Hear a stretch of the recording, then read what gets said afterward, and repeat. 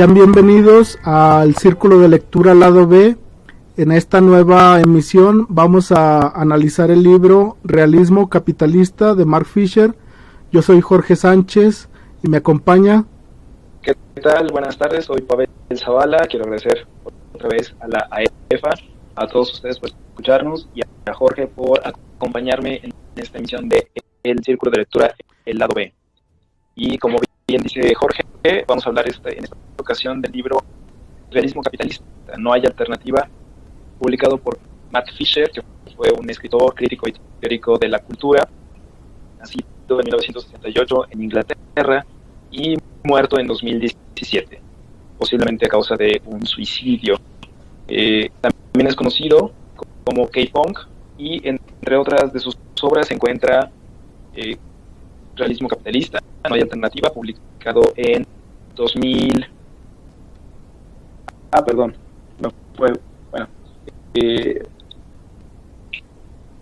Publicado en 2017 y curiosamente fue una de sus últimas publicaciones antes de morir.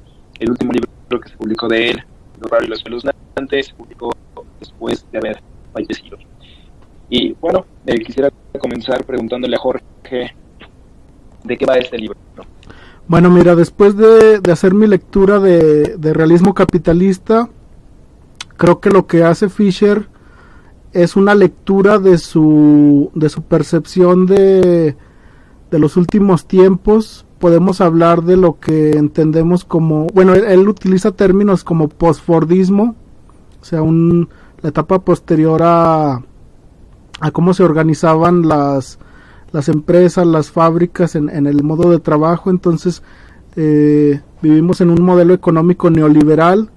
Básicamente es hablar de ese periodo neoliberalista, pero Fisher dice que no se siente a gusto usando ese término y por eso opta por hablar de un realismo capitalista. Entonces hace un análisis del capitalismo tardío, del posfordismo, de la posmodernidad, o sea, todos esos conceptos que de alguna manera van encerrando la época actual en la que vivimos, de finales de los 70 hasta la actualidad, son los que se vuelven el análisis de Fisher. Entonces él se centra en describir un poco los antecedentes y el cómo se ha desenvuelto esta realidad en la que nos encontramos actualmente, cómo la experimentamos y sobre todo cómo el capitalismo, por llamarle de alguna manera, se hace presente en nuestra vida diaria y pues nos ha vuelto más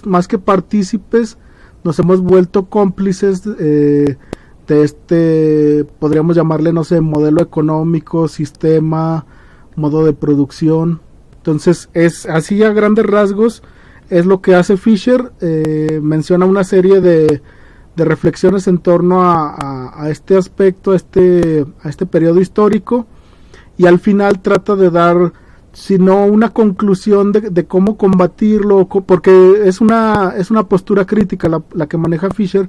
Entonces sus conclusiones van encaminadas a que generemos críticas, pero también va a poner su punto de vista de que pues hasta la fecha no hemos sabido hacer críticas pertinentes o críticas que logren oponerse a este realismo capitalista. Es a grandes rasgos, ahorita lo iremos desglosando, Pavel.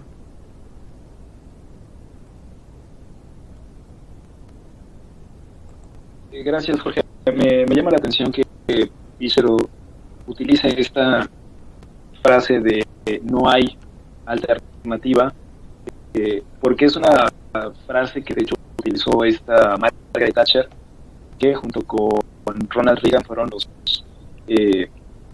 dirigentes políticos que impulsaron el capitalismo neoliberal, como lo conocemos hoy en día, ¿no? Margaret Thatcher en Inglaterra se esforzó tal cual por acabar los fundamentos de los movimientos obreros, los sindicatos obreros, que tenían una fuerte tendencia, si no comunista, al menos sí socialista, de defensa de los trabajadores, y Margaret Thatcher se esforzó por cambiar la percepción social y económica de los sindicatos obreros, perdón.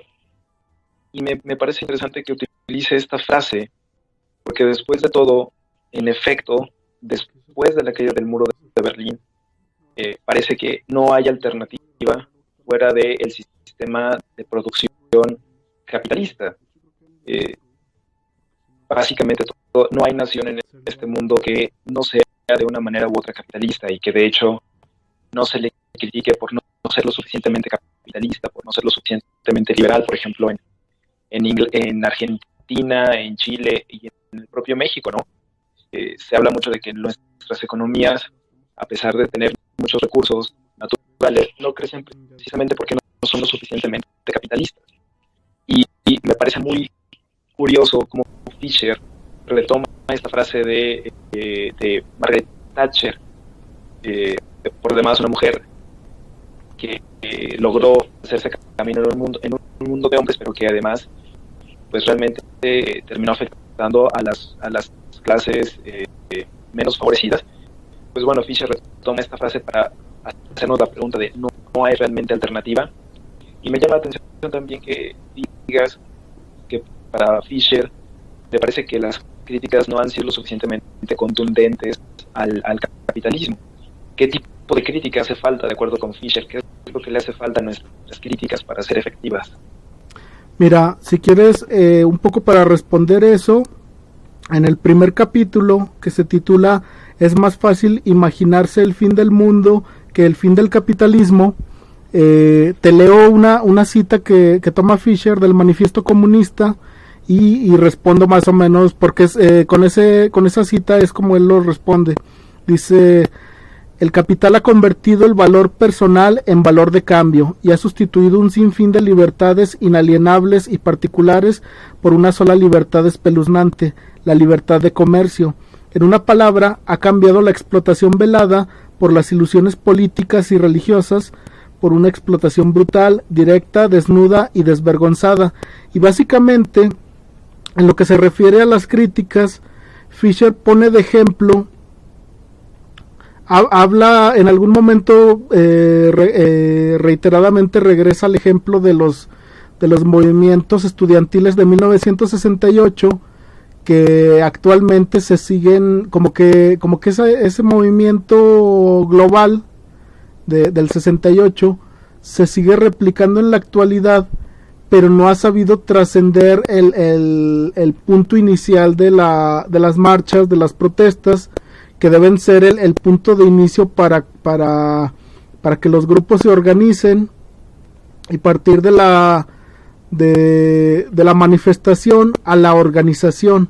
Entonces, eso es de entrada lo que dice Fisher, y pone de ejemplo, a lo largo del libro vamos a ver varios ejemplos de la cultura pop, y menciona por ejemplo la música de Nirvana, que fue pues una de las últimas grandes bandas de rock en los 90s, y pues el trágico final de Kurt Cobain, que desde cómo él expresaba su visión sombría de la realidad que le tocó vivir a finales de los 80s, principios de los 90s, que finalmente lo llevan al suicidio, cómo esa crítica al establishment se volvió un producto de consumo capitalizado por la MTV, por las disqueras.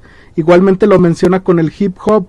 El hip hop fue una música donde los negros expresaban su descontento ante las políticas sociales, ante la represión del gobierno, ante la persecución policíaca, en el cómo se les neutralizaban sus libertades o perdían su albedrío porque estaban inundados de droga. Entonces toda esa realidad que expresan los afroamericanos o estos grupos étnicos a través del hip hop, al principio tenían como esa intención, pero llegó un momento donde se vuelve la música de moda a nivel global. Incluso lo marca Fisher, que después del fin de Nirvana, lo que se pone de moda después del grunge es el hip hop, que si te fijas duró como del 94 al 2000, que incluso se desarrolla este movimiento del new metal, que es como una mezcla entre metal y hip hop. Y entonces dice, lo que en algún momento fue música de protesta, termina volviéndose parte del establishment, y entonces la gente, más que consumir esto como una forma de alimentar esas protestas, pues ya lo vuelven un objeto más de úsese y tírese. A eso se refiere un poco Fisher con que no hemos sabido, desde ese punto en específico. Habrá a lo mejor ejemplos que salgan un poco de eso, pero es como lo ve Fisher. Que de hecho es una constante en la lógica capitalista, ¿no? De todo aquel producto o toda aquella manifestación que de pronto parezca ser una crítica o una rebelión, un acto de rebeldía contra el sistema, termina por convertirse en un producto de consumo. Pienso, por ejemplo, en la figura del Che Guevara, que pasó de ser el estandarte de los revolucionarios a ser un símbolo que está en la playera de muchas personas. O ya no hablemos del grunge, voy a mencionar algo que a lo mejor a Jorge va a hacer que le dé un pequeño paro cardíaco, pero es lo que está pasando con el reggaetón. El reggaetón en algún momento fue una manifestación musical de las clases sociales marginadas, y que por eso era tan que por eso hería tantas sensibilidades, porque era algo que pertenecía o que venía de las clases marginadas, de las clases a las que se les había quitado la posibilidad de cambiar, de superarse, y por eso hería tanto. Y ahora, ¿qué es lo que pasa? Ahora todo el mundo está haciendo reggaetón. Ahora los artistas de reggaetón son los artistas mejor pagados, e incluso los cantantes de pop que antes no se hubieran atrevido a cantar reggaetón, ahora están cantando reggaetón. Es decir, cualquier tipo de manifestación que pueda ser rebelde o que pueda ser contraria a la lógica del consumo, a la lógica de consumo capitalista, se convierte en un producto de consumo. Entonces, parece que ahora sí que, como diría Margaret Thatcher, no hay ninguna otra posibilidad, no hay alternativa posible, no hay otra alternativa. Y esto que menciona Fisher,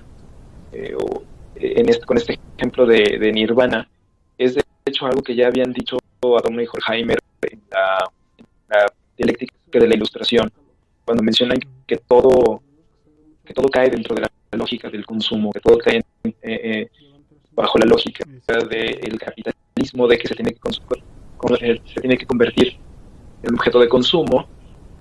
Y básicamente ahora vemos que cualquier tipo de manifestación crítica al capitalismo se convierte en un objeto de consumo, como por ejemplo el propio Slavoj Žižek o incluso el propio Mark Fisher, ¿no?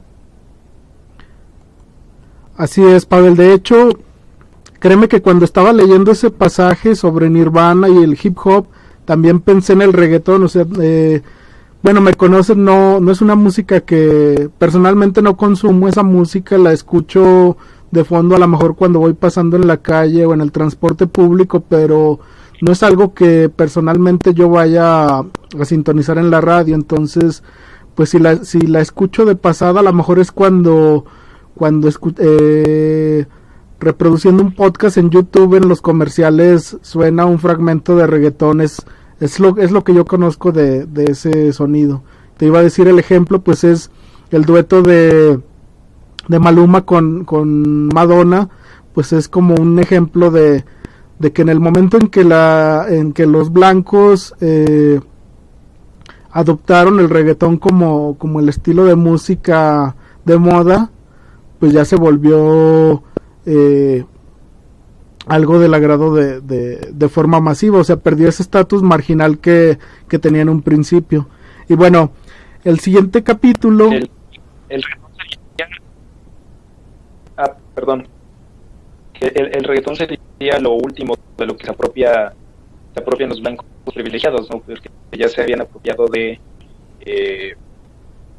jazz, del blues, del rock, del rap, del hip hop, del metal, del reggae también, Pavel. Antes del reggaetón también del reggae.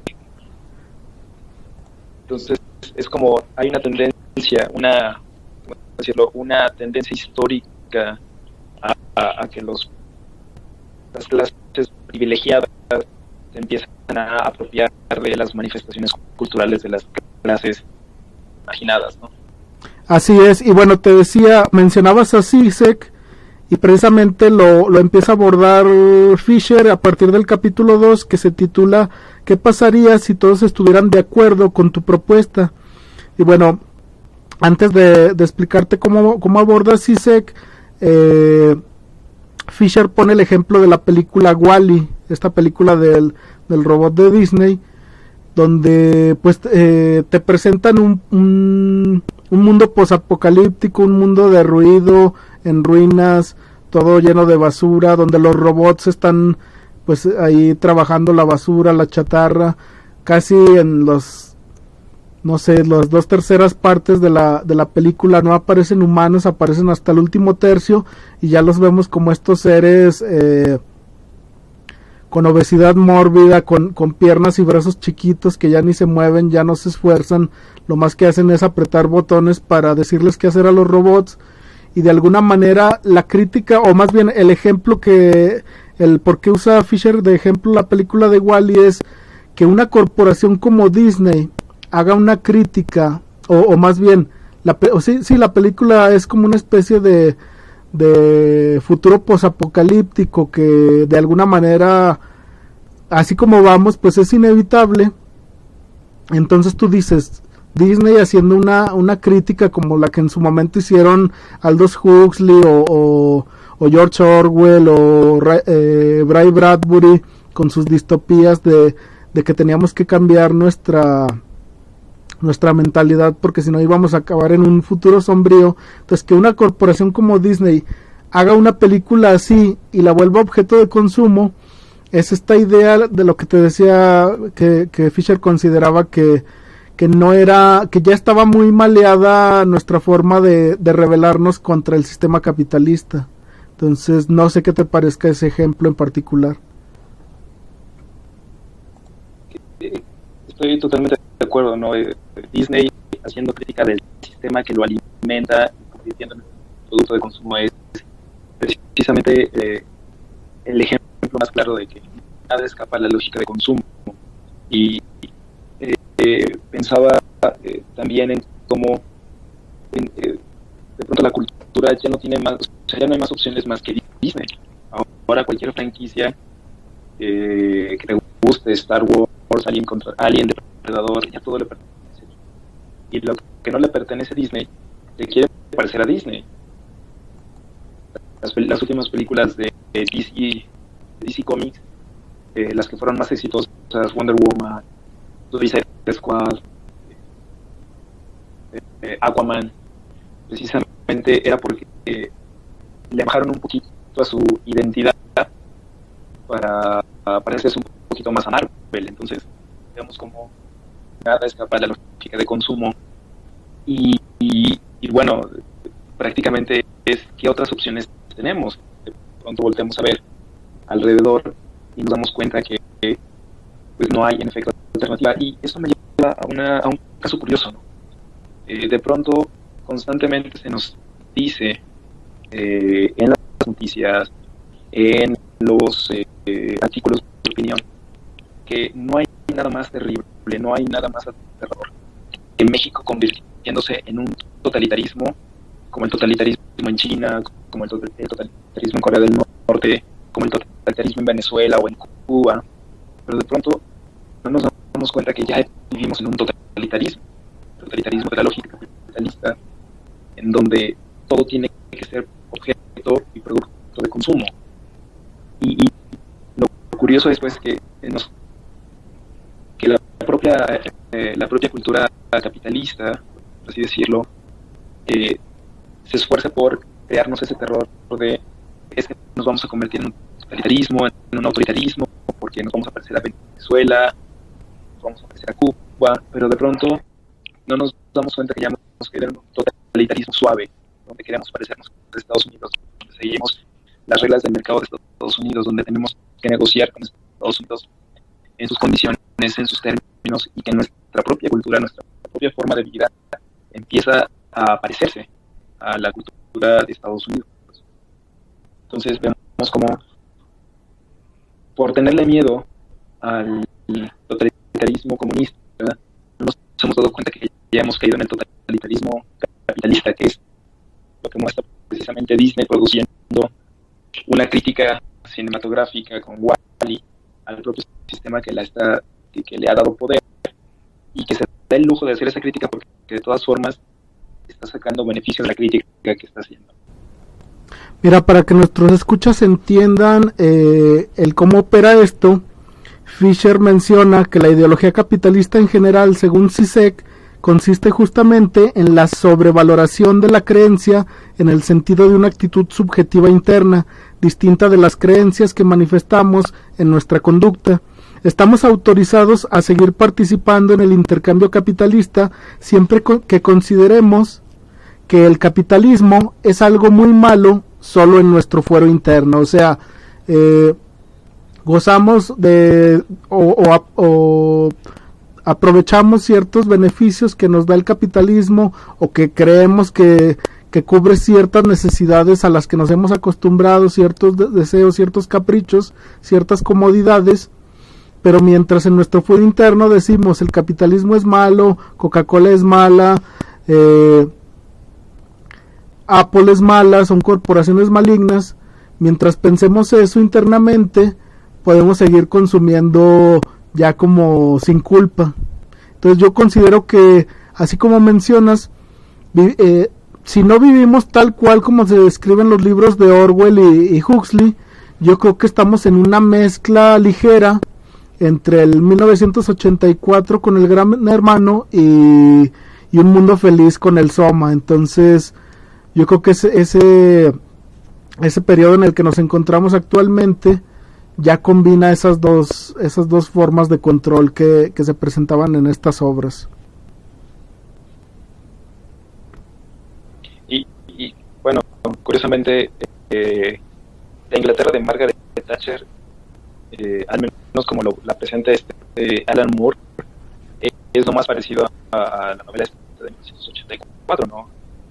Es decir, el totalitarismo no vino de la mano del comunismo, vino de la mano del capitalismo y del liberalismo. Bueno, no sé, ¿tú qué opinas ahí? ¿Crees que Mark Fisher y Alan Moore se hayan podido entender? Estaría interesante investigar si en algún momento llegaron a colaborar, porque yo, conociendo la trayectoria de Alan Moore, su activismo, el que no solo publicaba historietas, también llegó a publicar artículos en revistas de contracultura. Él tenía como que cierta inquietud política hacia el anarquismo, y Fisher de alguna manera también en vida se identificó hacia el anarquismo, pero ellos eran personas que en algún momento habían desarrollado cierta educación que les hacía entender el anarquismo no como un derroquemos el sistema y vivamos en la completa libertinaje, sino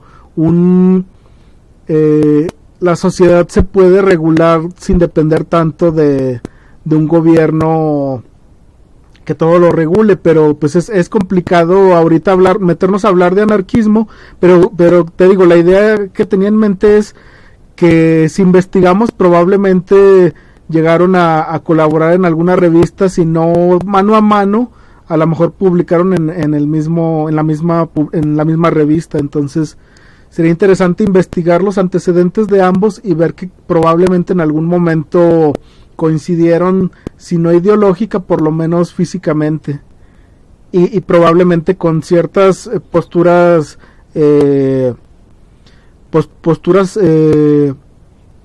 las que congeniaban. Sí, dime. Sí, porque seguramente incluso hasta compartían algún tipo de influencia de otros. O sea, seguramente tenían algún libro en común, habían leído algún autor en particular que los marcó a ambos. Y porque las críticas de Fisher me recuerdan mucho a las críticas veladas que hace Alan Moore en Y for Vendetta, o en estas otras novelas que sacó de la época, Watchmen, ¿no? que en realidad no son historias de ciencia ficción, son historias de crítica en torno a lo que él está viviendo con Margaret Thatcher en Inglaterra. Así es, y bueno, continuando precisamente esta idea de cómo se han vuelto ineficaces las críticas al sistema capitalista, Fisher menciona 3 ejemplos concretos en cómo el realismo capitalista se ha apoderado de ciertas perspectivas. Menciona, por ejemplo, la ecología, la cuestión ecológica, el cambio climático, como ya por un lado pues la sociedad tiene más presente este tema del reciclaje, de la contaminación, de la huella ecológica, la huella de carbono. Entonces, pero que todo esto pues es propiciado por las mismas empresas que quieren endilgarle a la población, a la sociedad, el problema de la contaminación y lavarse las manos. Ese es un ejemplo. El otro es por ejemplo la enfermedad mental, que pues tiene que ver desde la posguerra, pero se ha acentuado en las últimas décadas, que la enfermedad mental, en este caso, no sé, principalmente la depresión, pues se ha vuelto una cuestión de salud pública, y pues al abordarse desde el ámbito privado, o sea, la medicina ya al estar privatizándose, trata esta enfermedad mental o estos padecimientos mentales como la depresión, y pues las principales causas que siempre se dicen, incluso si pensamos en una ciudad como Aguascalientes, en un estado como Aguascalientes con un alto índice de suicidios, en los medios y en la postura oficial del gobierno siempre se menciona que es una cuestión del núcleo familiar o de las condiciones de las dinámicas sociales, pero no se deja de lado el argumento de que el neoliberalismo o estos cambios que ha traído el neoliberalismo también han sido en gran medida, o yo creo que es la principal medida, de que los jóvenes sobre todo tengan un mayor índice de depresión que en épocas pasadas. Y en tercer lugar menciona también, además de la cuestión climática, además de la enfermedad mental, habla también de la burocracia, de cómo, si ponemos de ejemplo la obra de Franz Kafka, que era, por decirlo de alguna manera, él ya prefiguraba el cómo la burocracia afectaba ya en su época las dinámicas sociales, cómo se ha vuelto un obstáculo para lograr moverte en cualquier ámbito de la sociedad actual, cómo se ha burocratizado todo. No solo pensamos en burocracia y pensamos en las instituciones gubernamentales, pero es como todos los procesos a los que nos enfrentamos día a día se han ido burocratizando más y más. Para sacar una cuenta en cualquier red social, una línea telefónica, una tarjeta de crédito, contratar un servicio de streaming, todo ya tenemos que dar todos nuestros datos y siempre estamos como que cada vez, si queremos acceder a las comodidades que nos da este mundo globalizado, pues tenemos que, cada vez estamos más metidos y no podemos vamos perdiendo nuestra privacidad. Entonces, de alguna manera, a eso se refiere con la burocratización que se ha implementado en esta era de realismo capitalista. Y lo dicho, ¿no? De pronto durante muchos años se nos ha dicho que lo peor que nos puede pasar es un totalitarismo al estilo China, Corea del Norte, Cuba, Venezuela, pero sin saberlo hemos caído en un totalitarismo suave en donde nosotros mismos entregamos nuestras huellas digitales, nuestra marca del ojo, ¿no? Entregamos nuestros datos biométricos de manera voluntaria por tener estas ventajas de la sociedad global. Hemos caído, pues, sin saberlo, en un totalitarismo, en el peor totalitarismo, porque ni siquiera nos damos cuenta de que es uno y que nos están controlando, que nos están manipulando. Simplemente lo hacemos por la comodidad de pertenecer, de obtener los beneficios de la sociedad global, de la economía capitalista. Bueno, no sé, me vuelvo a esa idea, ¿no? De que ya estamos en un totalitarismo, que esta idea, este fantasma con el que nos amenazaban, este terror con el que nos amenazaban de vamos a ser como Venezuela, vamos a ser como Cuba, pues fue una estratagema para encubrir el hecho de que ya estábamos en un totalitarismo, que en efecto no hay alternativa, como dijera Margaret Thatcher. Y sí, te digo, entonces, si analizamos los siguientes capítulos, que bueno, yo creo que esa ya sería la tarea del lector o del escucha en este caso, que nosotros les hemos abierto como el apetito de adentrarse en este texto. Ahorita daremos nuestras conclusiones o de alguna manera lo que nos deja el libro, pero básicamente es esta idea de analizar las cosas con otros ojos, analizar este entorno en el que muchos de los que escuchan probablemente ya nacieron bajo este sistema, quienes estamos en los micrófonos, Pavel y yo, pues para algunos entramos dentro de la llamada generación millennial de los que nacieron a principios de los 80s.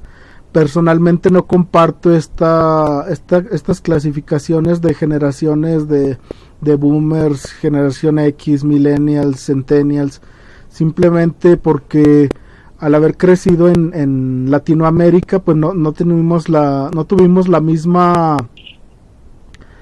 el mismo desarrollo que los países de primer mundo, que son en los lugares donde se dio esta clasificación de las generaciones. Entonces obedece mucho también a las no solo a las, no precisamente oportunidades, sino a ciertas ventajas,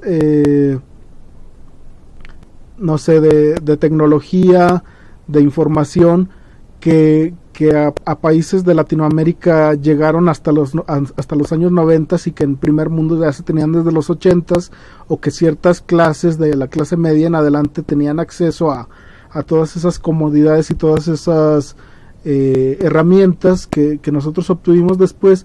Y por eso considero que nuestra realidad es otra.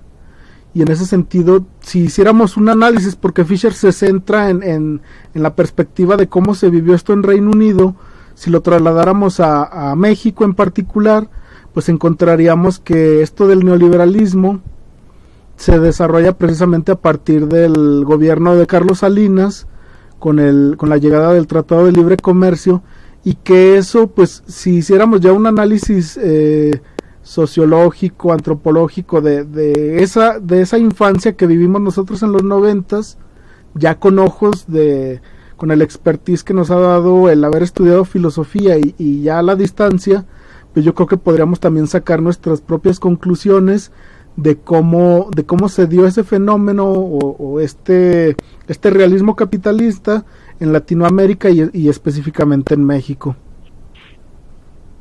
Sí, dime, Pavel.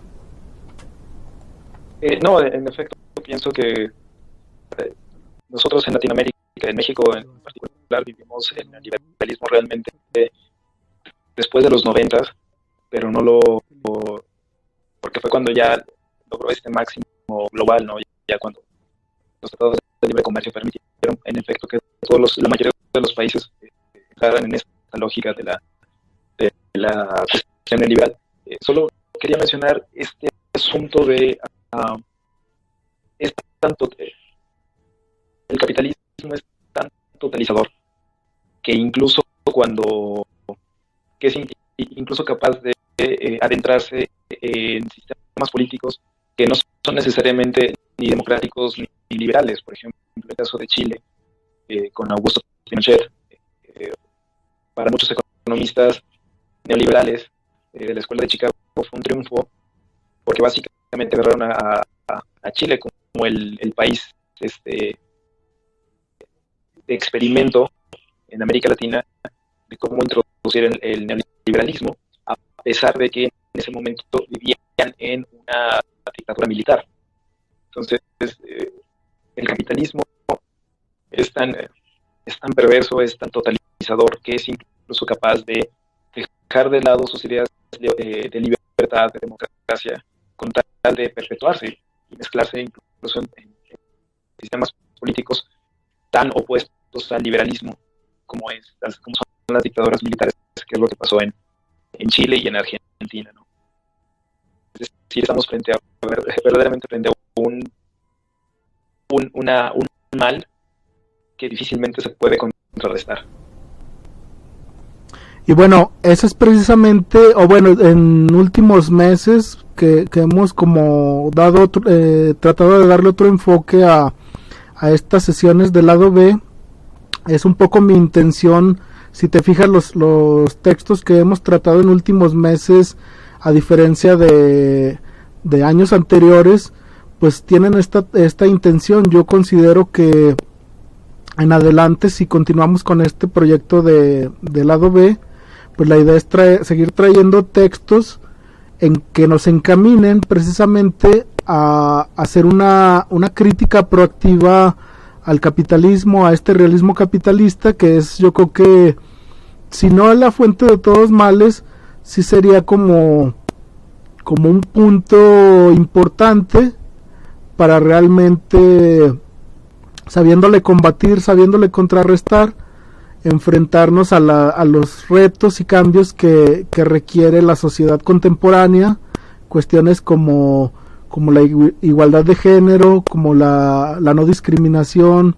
la igualdad entre razas, la cuestión de analizar qué tanto en la actualidad sigue siendo pertinente la figura de las creencias religiosas, de los credos religiosos, la cuestión de la desigualdad económica, las enfermedades mentales, la depresión, todas estas cosas que como humanidad nos están, por lo menos yo veo el futuro bastante sombrío. De por sí soy una persona sumamente negativa, pero pues en lo que he leído en los últimos tiempos considero que la negatividad es precisamente una forma de que en el fondo uno quiere mejorar las cosas, y si eres un tanto crítico hacia todo lo que te rodea es porque quisieras ver las cosas de otro modo. Entonces la propuesta, y pues ya lo hemos platicado antes de la pandemia cuando nos veíamos, Pavel,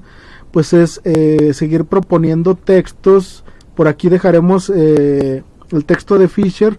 Si te parece, en alguna otra ocasión podríamos ya sea retomar algún otro pasaje del libro, que la idea era haberlo leído completo. Yo sí lo acabé, y que el público pues se anime a leerlo. Está disponible en la fanpage del Círculo de Lectura Lado B para descargar el PDF, y pues pueden partir con este audio que van a poder escuchar en YouTube como una guía para leer el libro.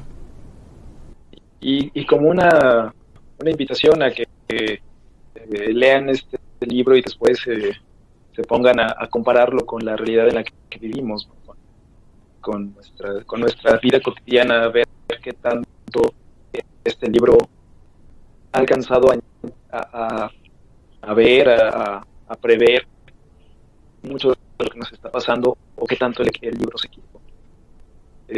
No sé si sea ya el momento de despedirnos, Jorge. Nada más quería para dejar la invitación, y bueno, no sé qué te parezca, ya que en esta ocasión nos aventamos, bueno, hicimos hasta una pausa para poder acabar el libro.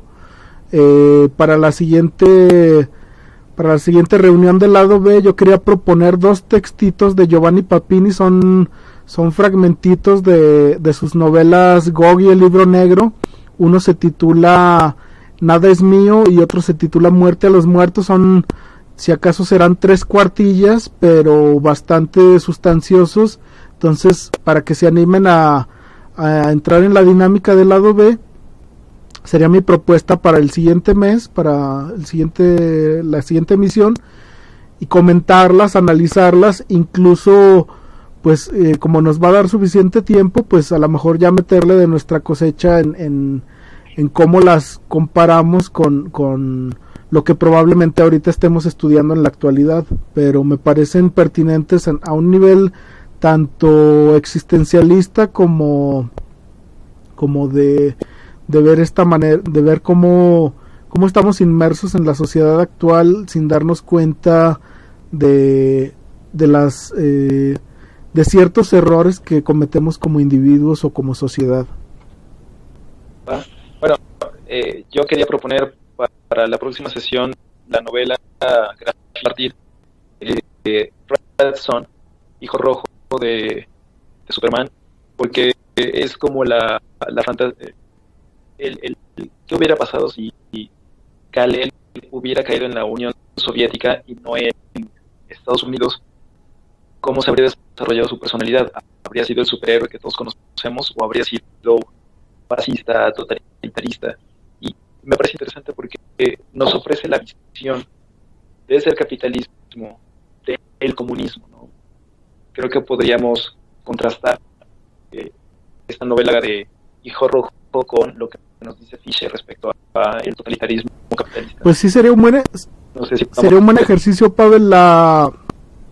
El cómic lo tengo en digital, nada más sería hacer una versión para PDF, que ahí es donde lo veo que a lo mejor se tenga que hacer, dividirlo en 3 archivos. Ya vería cómo acomodarlo para compartirlo con nuestros escuchas en la fanpage. Sí se me hace una buena opción, aparte es un texto que se va a leer rápido, se lo leen de una sentada. Y para otro momento dejamos estos textitos de Giovanni Papini, pero siendo que acabamos de leer a Fisher, me parece un buen ejercicio. Para el siguiente mes quedaríamos para... Sí, dime. Yo creo que la novela puede servir de transición de este texto de Fisher a los textos de Papini, ¿no? Que para octubre leamos Hijo Rojo y para noviembre leemos a Papini. Sí, me parece bien. Quedaríamos para el 2 de octubre, no se olvida. No sé si tenga alguna cábala o alguna cábula el que para esa fecha nos aventemos Hijo Rojo de Mark Millar, que por cierto sí es una perspectiva occidental o capitalista la que aborda esa novela, pero como dato curioso, el guionista del cómic, Mark Millar, su papá era militante del Partido Comunista en Escocia. Él es de origen escocés, Millar. Entonces, si bien el personaje es completamente lo más americano que se conoce, Superman, pues es la visión de un escritor que creció con la ideología comunista, y pues estaría interesante analizar esa novela. Es que podría ser la crítica de Mark Millar. Podríamos ver en esta novela de Hijo Rojo la crítica de Millar a la ideología del padre, ¿no? Podría ser toda rebeldía de Mark Millar contra su padre, o bien podría ser una crítica sutil, no al comunismo, sino al propio capitalismo. Pues muy bien, Pavel, la propuesta ya está hecha para que los lectores vayan, bueno, los escuchas del lado B, y pues de alguna manera también lectores se vayan preparando de que el siguiente texto será Hijo Rojo. Si lo tienen, porque recientemente se reeditó aquí en México, si tienen acceso al material de forma física, pues vayan desempolvándolo, vayan iniciando la lectura, y si no, en próximos días subiremos los PDFs, porque yo creo que en esta ocasión serían más de un PDF para que puedan acceder a esa lectura de forma gratuita, pero ya lo subiremos a las redes. Me parece muy bien, Jorge. Sale, pues entonces les damos las gracias por habernos escuchado. Sigan las redes de AEFA, la Asociación de Estudios Éticos y Filosóficos de Aguascalientes. Estamos en Facebook como aefa.ags, y en YouTube también nos encuentran como AEFA AGS. Entonces denle like, síganos, compartan, comenten y seguimos en contacto. Muchas gracias, Pavel. Muchas gracias, Jorge, y nos estamos escuchando en la próxima sesión de El Lado B, los textos y los filósofos como nunca antes los habían leído y escuchado. Hasta luego.